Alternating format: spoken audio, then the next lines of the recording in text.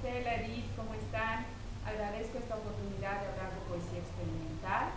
Lo que he preparado para el día de hoy, y bueno, para esta corta grabación, es un recorrido por la historia de la poesía experimental, en cuanto a tendencias, en cuanto a quiénes son los principales autores, básicamente también cómo esto influye en Bolivia, y lo que se quiere es hacer como un compilado de ideas para que luego se vayan profundizando con el interés de ver los autores.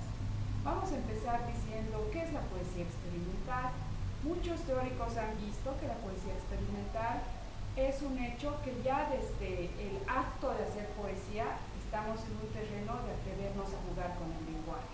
Esto es muy interesante porque dicen que la poesía, por la poiesis, siempre está buscando crear con el lenguaje y la litera, que es la palabra.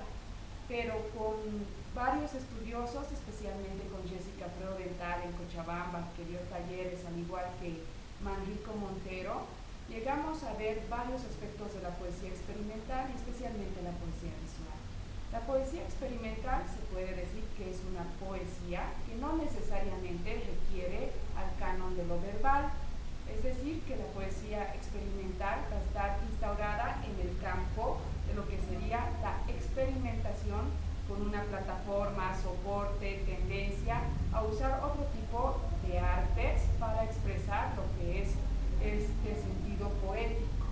Por ejemplo, tenemos todo lo que es la experimentación con las artes plásticas, tenemos la videopoesía, también la poesía sonora, la intervención urbana, hasta el terrorismo poético. El terrorismo poético entendido como esta intervención ya de choque del Hakim Bey, que va más allá del arte-objeto, sino que tiene una propuesta ideológica. Como te mencionaba entonces, la poesía experimental es algo en constante cambio, transformación. Todos los que estamos interesados en la poesía visual hemos ido viendo cuáles son las fuentes históricas de lo que es la poesía experimental. Generalmente se asociaba la poesía experimental con las vanguardias.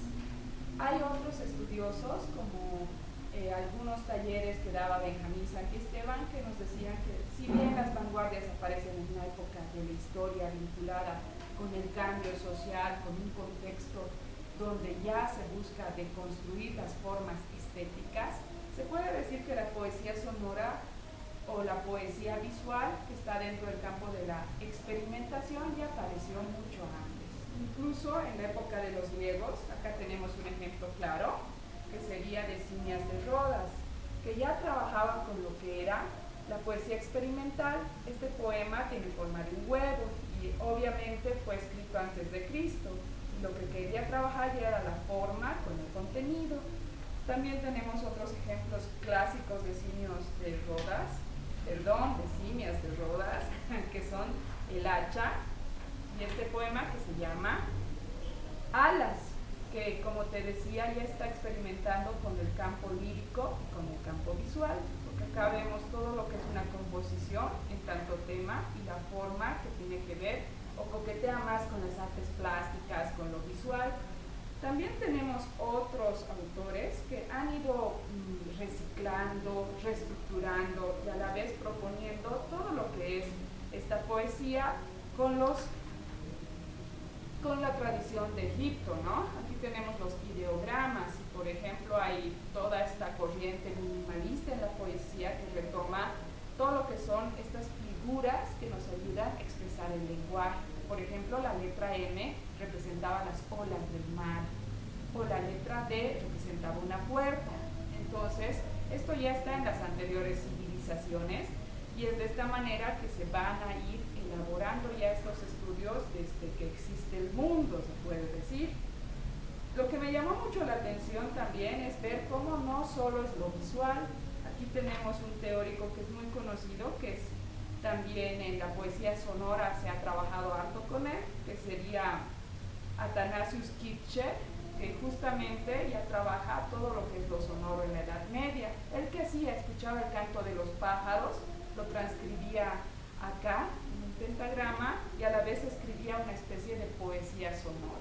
Este tipo era increíble porque inventaba campanas del tamaño de una habitación y lo que quería es que el sonido esté en contacto con la naturaleza y que formen ciertas latitudes de lo que él también va a entender como el universo que está en un flujo eterno y en movimiento. Entonces también tiene un experimento súper cómico, me parecía, que agarra varios gatitos y les amarra las colas para que sean una especie de piano. O sea que tú, mientras estaban tensando todo lo que son las teclas por la cola del gato, el gato maullaba y salió una nota, ¿no? Eso ya está medio loco, pero bueno, era la prehistoria, se puede decir, de lo que es lo sonoro, porque lo sonoro siempre se ha visto como un efecto no desde este canon en lo que es lo poético. Siempre ha habido una tendencia a primar sobre lo que es lo escrito, inclusive el soneto, digamos, que se opone a esta concepción sonora de la vida, porque el sonido es la esencia. La mímesis nos va a decir que la música está más cercana a lo que es la creación. También tenemos algunas experimentaciones de la Edad Media que ya usan todo lo que sería esta parte de lo visual para entender un poco imágenes de Jesucristo, por ejemplo. Acá tenemos una imagen bien interesante, ¿no?